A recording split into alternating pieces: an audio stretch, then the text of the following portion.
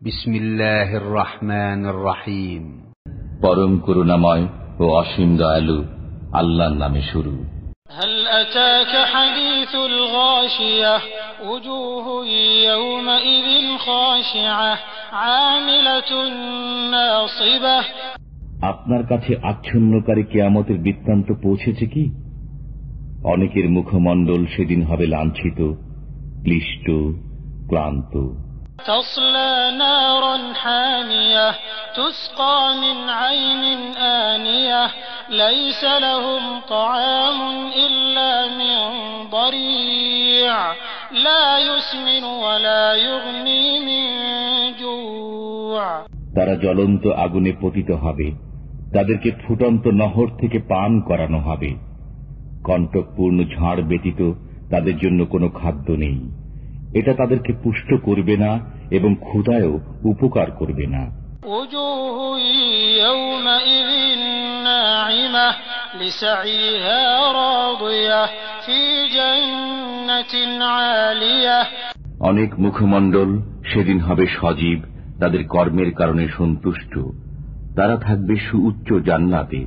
لا تسمع فيها لاغية فيها عين جارية فيها سرر مرفوعة وأكواب موضوعة ونمارق مصفوفة وزرابي مبثوثة। সেখানে শুনবে না কোনো অসার কথাবার্তা। সেখানে থাকবে প্রবাহিত ঝর্ণা, সেখানে থাকবে উন্নত সুসজ্জিত আসন এবং সংরক্ষিত পান পাত্র এবং সারি সারি গালিচা এবং বিস্তৃত বিছানো কার্পেট।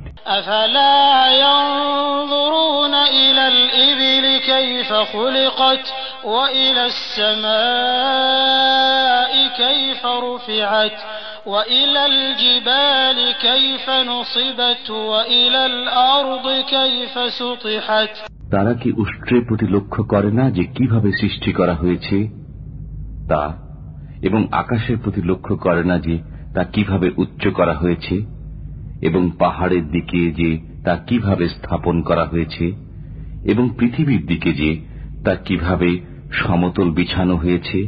فذكر إنما أنت مذكر لست عليهم بمسيطر إلا من تولى وكفر فيعذبه الله العذاب الأكبر إن إلينا إيابهم ثم إن علينا حسابهم।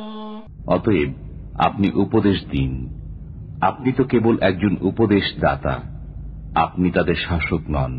কিন্তু যে মুখ ফিরিয়ে নেয় ও কাফির হয়ে যায়, আল্লাহ তাকে মহা আযাব দেবেন। নিশ্চয়ই তাদের প্রত্যাবর্তন আমারই দিকে, অতঃপর তাদের হিসাব নিকাশ আমারই দায়িত্ব।